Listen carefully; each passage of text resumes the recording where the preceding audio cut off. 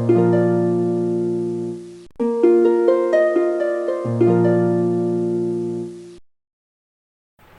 to everyone to the Disha IS classes. Hello, my name is Suresh. From today, I am going to teach you the preamble. My dear friends, आज मैं जो topic आपको पढ़ाने जा रहा हूँ वो प्रीएम्बल है। प्रीएम्बल मोस्ट इम्पोर्टेंट चैप्टर है किसका? पॉलिटी का, क्योंकि प्रीएम्बल से रिलेटेड हर साल एक क्वेश्चन आते हैं, ठीक है, और इसको हम यूज कर सकते हैं मेंस में भी। इससे कुछ पॉइंट आते हैं जो हमारा हिस्ट्री से भी ये लिंक होता है, ठीक है। अब यहाँ पर हम ये पढ़ रहे हैं, ठीक है। तो प्रीएम्बल में हम कुछ 30 चीज डिफाइन करेंगे कि पहला यहाँ पर क्या देखेंगे, व्हाट इज प्रीएम्बल के क्या देखेंगे, यहाँ पर डेफिनेशन देखेंगे कि डेफिनेशन क्या होता है या व्हाट इज प्रीएम्बल क्या होता है, ठीक है। अब यहाँ पर प्रीएम्बल देखने के बाद इसका सिग्निफिकेंट क्या होता है, इसका सिग्निफिकेंट क्या होता है, सिग्निफिकेंट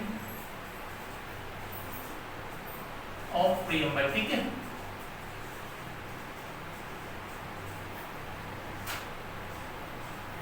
सिग्निफिकेंट के बाद हम सुप्रीम कोर्ट के जजमेंट देखेंगे कि सुप्रीम कोर्ट के कौन कौन से जजमेंट हैं ऑन प्रीएम्बल, ठीक है।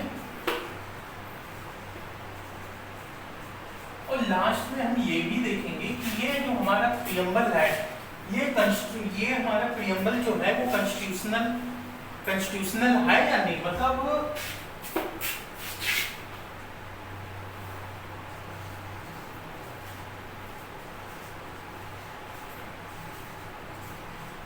अब यहाँ पर हम डेफिनेशन से स्टार्ट करते हैं, ठीक है। प्रीएम्बल होता क्या है पहले पार्ट में, तो यहाँ पर हम डिफाइन करने वाले हैं प्रीएम्बल। जैसे कि आपको पता होगा हर बुक की एक समरी होती है, ऐसे ये कॉन्स्टिट्यूशन का एक समरी देता है जिसको हम क्या कहते हैं, इसको ये बोल सकते हैं it is the preface of the constitution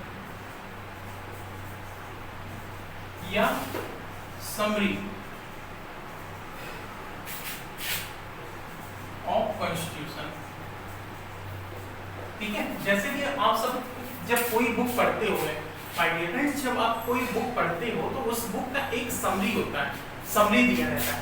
ऐसे यहाँ पर ये कॉन्स्टिट्यूशन की समरी देता है, ठीक है माय डियर फ्रेंड्स। अब हम प्रीएम्बल का नेक्स्ट टॉपिक स्टार्ट करेंगे, क्या टैक्स। जो टैक्स में लिखा क्या है, we the people of India having solemnly resolved to the constitution India is a sovereign socialist secular democratic republic and to secure all its citizen, ठीक है।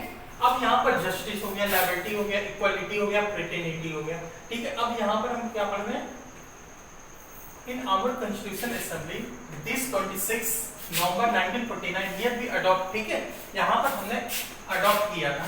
अब यहाँ पर और मैं डिटेल से आपको समझाने जा रहा हूँ, ठीक है। अब आप इसको ध्यान से पढ़ना, इससे कई बार क्वेश्चन आ चुका है, ठीक है। ये जो है पीपल, ये हमारे क्या सोर्स है जहां से हमारा लिया गया, ठीक है। ये सोर्स है, ठीक है। सोर्स ऑफ द कॉन्स्टिट्यूशन कहां से है, बाय द पीपल, ठीक है। अब ये हमारा सोर्स हो गया। सेकंड में हम ये देखेंगे कि नेचर, हमारे कॉन्स्टिट्यूशन का नेचर क्या है। सबको क्या लेना, सोवेरेन, सोशलिस्ट, सेकुलर, डेमोक्रेटिक, रिपब्लिक, ये सारे के सारे किसी में भी स्पेस नहीं देंगे, सारे के सारे हमारे ज्वाइन रहेंगे। यहाँ पर कहीं भी कॉमास कुछ है नहीं, तो इसका मतलब ये सारे के सारे हमारे मतलब लिंक रहेंगे। यहाँ पर मतलब अगर कोई एक हटा दिया जाए तो मतलब ये सारे के सारे मतलब खराब हो जाएंगे, तो यही मतलब यहाँ पर है। तो ये मतलब सारे के सारे एक तरह से बाइंड है, एक दूसरे से लिंक है, ठीक। अब यहाँ पर हमारा क्या है, ये नेचर है, इसको हम क्या बोल सकते हैं, नेचर,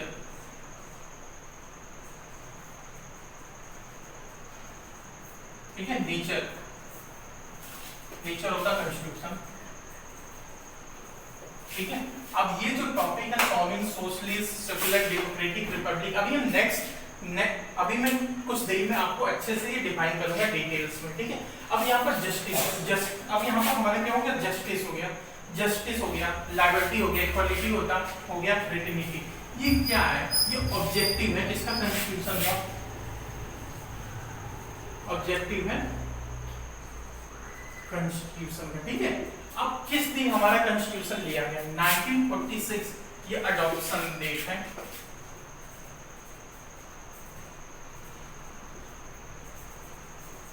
ठीक है, अब यहाँ पर इतना फ्रेंड्स, ये प्रीएम्बल का टेक्स्ट है। ठीक है, जो हम क्या पढ़ेंगे, we the people of India having solemnly resolved to the constitution India into a sovereign socialist secular democratic and republic। ठीक है, and to secure to all its citizens। Second में जस्टिस इसका है social economic and political justice. Liberty of liberty किसका है? Thought का, expression का, belief का, फेथ एंड वर्शिप। फिर इक्वालिटी हो गया, ऑफ इक्वालिटी किसका? स्टेटस या अपॉर्चुनिटी या प्रमोट देम ऑल। ठीक, अब फ्रेटर्निटी क्या हो गया? Fraternity assuring the dignity of individuals and unity and integrity of nation। ठीक है, अब यहाँ पर थोड़ा सा हम डिटेल्स में बात कर रहे हैं। ठीक है, जो हमारा कॉन्स्टिट्यूशन है, ठीक है, पहला पॉइंट यहाँ से ये देखिएगा, जो हमारा कॉन्स्टिट्यूशन है ये सोर्स कहाँ से डाइव करता है? वी द पीपल से। यहाँ से हमारा कॉन्स्टिट्यूशन सोर्स डाइव करता है।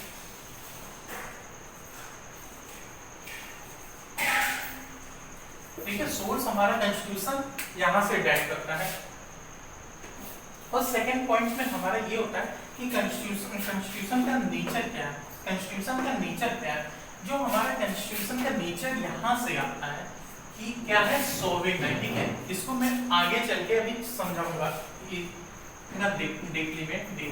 ठीक है, सोशलिस्ट हो गया, सेक्युलर हो गया, डेमोक्रेटिक हो गया, रिपब्लिक हो गया, किसके लिए? सारे सिटीजन के लिए। ठीक है, ये हमारा क्या नेचर है।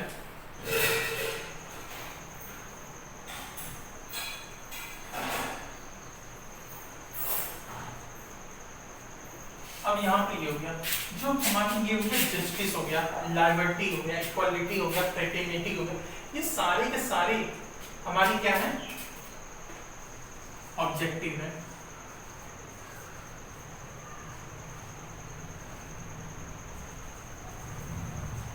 ठीक है, ये हमारी कॉन्स्टिट्यूशन के ऑब्जेक्टिव है। तो यहाँ पर हमें ये मैं अभी आपको बताऊंगा कि जस्टिस क्या होता है, लिबर्टी क्या होता है, इक्वालिटी क्या होता है, फ्रेटर्निटी क्या होता है। ठीक है, अब यहाँ पर किस दिन हमारा कॉन्स्टिट्यूशन अडॉप्ट हुआ? That is called adoption date.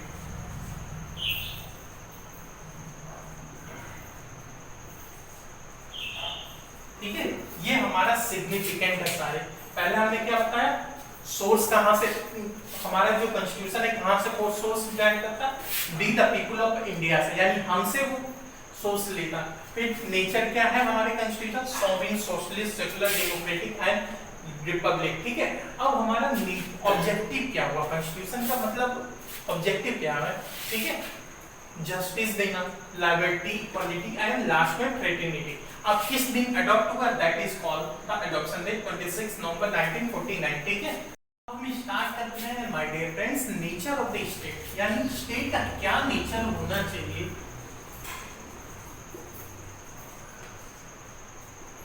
ठीक है, ये प्रीएम्बल में ही है। ठीक है, अब नेचर क्या होना चाहिए? पहला सॉवरेन होना चाहिए।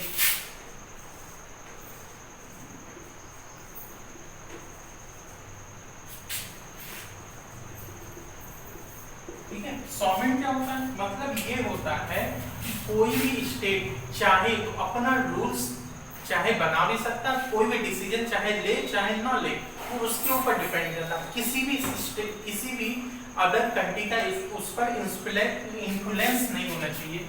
ठीक है, जैसे कि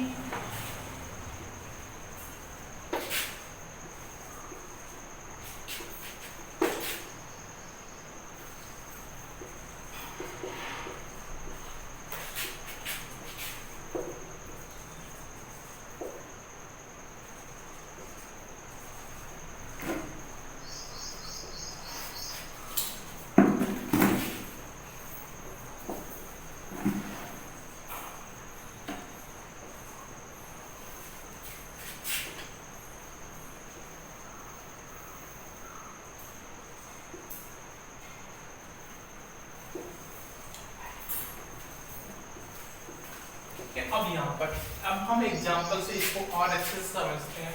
एग्जांपल में हमारा क्या है, जीएसटी हो गया, ठीक है, गुड्स एंड सर्विस टैक्स। ठीक है माय डियर फ्रेंड्स, जो हमारा goods and service tax government ने अप्लाई किया, ठीक है, तो इसको अप्लाई कर दिया यहाँ पर गवर्नमेंट ने, इसको अप्लाई कर दिया, ठीक है, इंडिया के गवर्नमेंट ने, ठीक है। अब यहाँ पर इंडिया के गवर्नमेंट ने अप्लाई कर दिया। अब यहाँ पर कोई भी एक्स्ट्रा, सपोज कर लो हमारा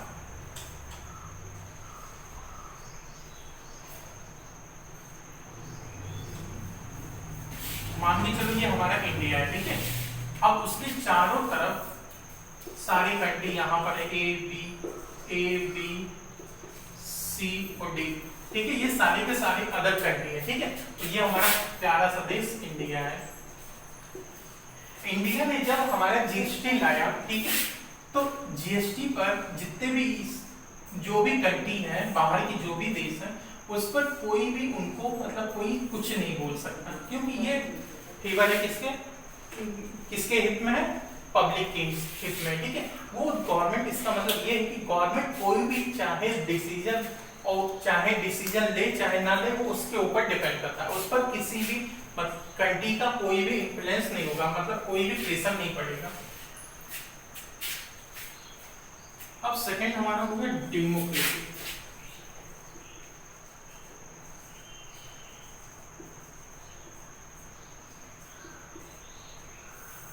जैसे कि आपको नाम से ही पता होता होगा कि डेमोक्रेटिक, ठीक है, यहाँ पर जो भी पर्सन, इसमें जो भी पब्लिक रहेंगे, ठीक है, वो चाहे किसी भी गवर्नमेंट को चेंज कर सकते हैं चाहे ना कर सकते हैं। आपको पता नहीं होगा हर 5 साल पर गवर्नमेंट यहाँ की हमारी इंडिया की इलेक्ट होती है, ठीक है। तो जो भी चाहे फ्री है, हर सिटीजन के पास फ्रीडम दिया गया है कि कोई भी गवर्नमेंट को आप चूज कर सकते हो, उसको इलेक्शन दे सकते हो विदाउट एनी डिस्क्रिमिनेशन, ठीक है। यहाँ पर यही कहता है। तो डेमोक्रेटिक हमारे पास 2 तरह का होता है, ठीक है। एक होता है डायरेक्ट डेमोक्रेसी,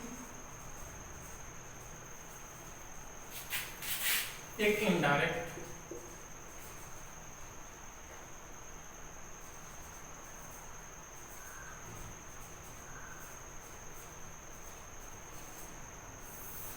डायरेक्ट और इनडायरेक्ट क्या है? तो डायरेक्ट जो हमारा होता है, डायरेक्ट में जो पीपल होते हैं वहां के, जो पीपल्स होते हैं वहां के, वो खुद आकर अपना रूल्स बनाते हैं, ठीक है। That is called direct democracy. तो इनडायरेक्ट डेमोक्रेसी क्या होता है? जैसे कि इंडिया हो गया, इंडिया में हम किसी एमपी या एमएलए को इलेक्ट करते हैं, ठीक है, किसी भी इलेक्ट करते हैं किसी भी एमपी या एमएलए को, ठीक है। फिर वो हमारे लिए रूल्स बनाता है,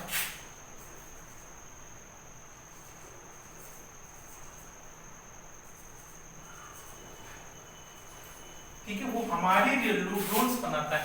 that is called indirect democracy, ठीक है। हम थर्ड यहाँ पर पढ़ने वाले सोशलिस्ट।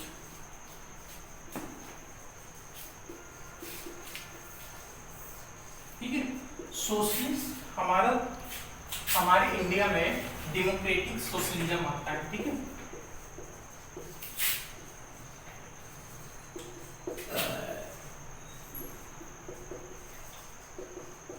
ठीक है, इंडिया में डेमोक्रेटिक सोशलिज्म है, ना कि स्टेट या कम्युनिस्ट सोशलिज्म।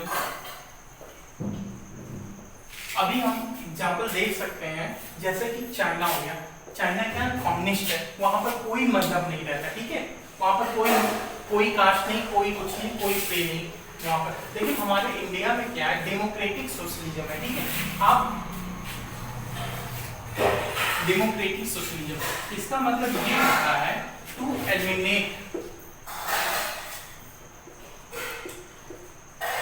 एलिमिनेट की पॉवर्टी हो गया, गरीबी को हटाने के लिए, डिजीज हो गया,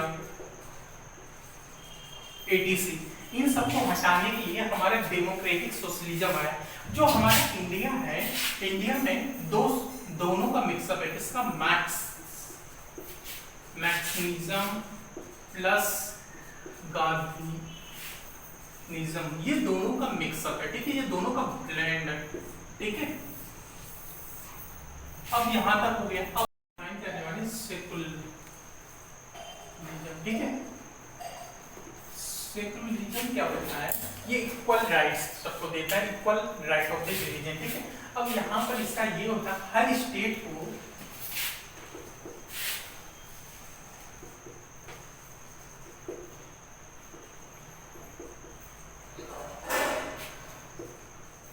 हैव टू प्रोटेक्ट और रिलीजन,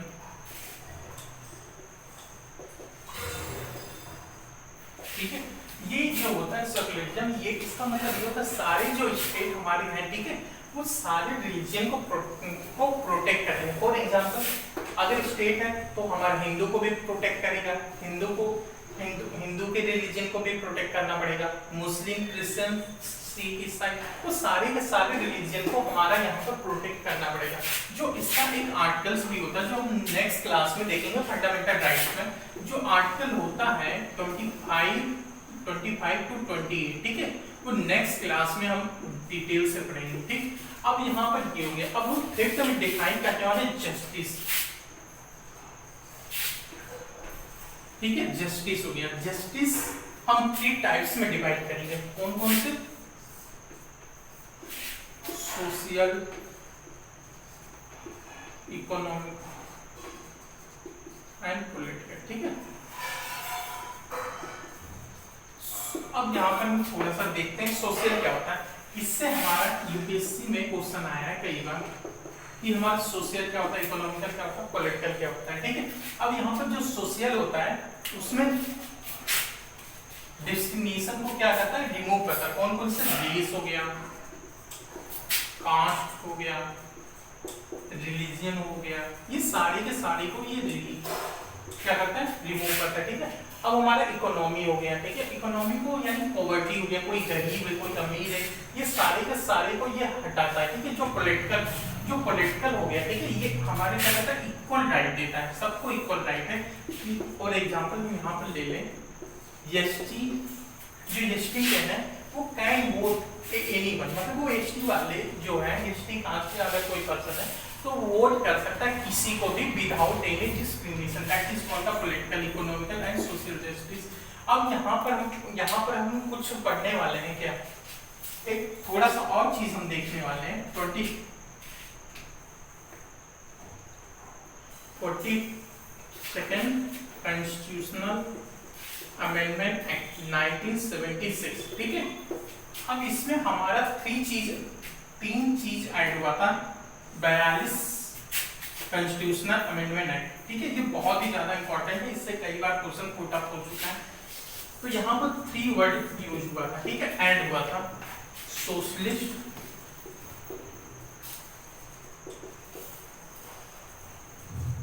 सेकुलर एंड इंटीग्रिटी, ये 3 चीज हमारे ऐड हुए थे, ठीक है। कुछ सुप्रीम कोर्ट के जजमेंट पढ़ने वाले हैं जो बहुत ही इंपॉर्टेंट है हमारे पॉलिटी के लिए।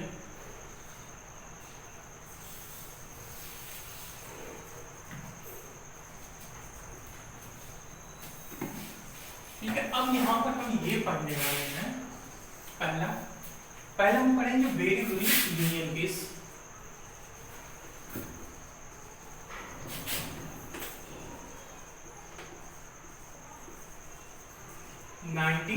में हुआ था, ठीक है। ये डेट आप याद रखना, ये डेट पर कभी कभी मैचिंग आ सकता है, मैच ऑफ द फाइलिंग आता है, ठीक है। अब वेरी यूनियन केस में क्या बोला था, सुप्रीम कोर्ट ने ये बोला था कि जो हमारा प्रियम्बल है, ठीक है, वो not part of the constitution है।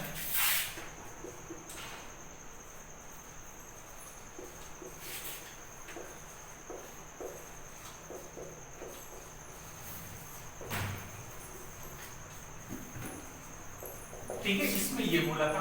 फिर उसके बाद फिर सेकेंड केस आया, क्या case none Bharti case,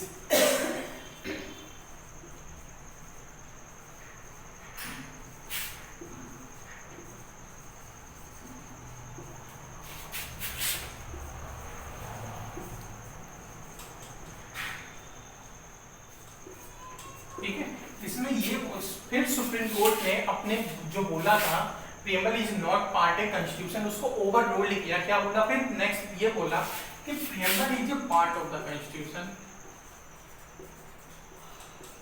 preamble हमारा किसका पार्ट है? संविधान का।